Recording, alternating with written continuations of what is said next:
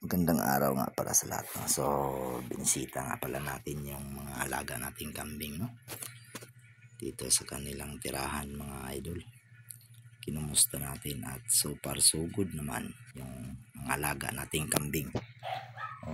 Malulusog naman yung mga anak nila saka mga inahin. So, ang napakaganda is maganda yung panahon natin ngayon, no? Kasi uminit ng gusto. So, maganda talaga. Wala nang masyadong ulan, mga idol. Kaya yun, nakapasyal tayo dito kasi hindi masyadong mulan.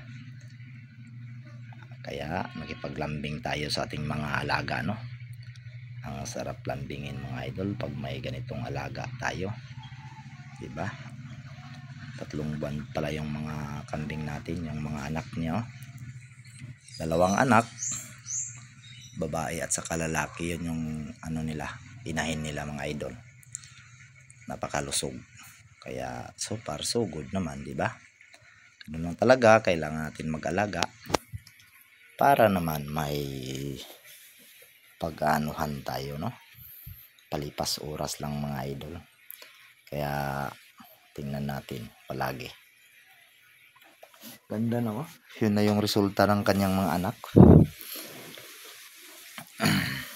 Kaganda talaga, di ba? So, andito na tayo sa kabilang naglalakad na tayo dito. So, tingnan din natin yung sa kabilang sa kabilang yun, diba? Ang ganda na dito, matutulog yung iba. Tingnan natin yung 2 anak, mga idol, puro dapol. Ang ganda pa ng mga mukha, no? Puro malulusog. Ito buntis, dapol natin, no? Buntis po yan. At saka yung silver, buntis rin. May may native tayo na isa dito, yun, buntis rin. Yun. At ito yung tanawin natin dito. Yun, mainit masyado.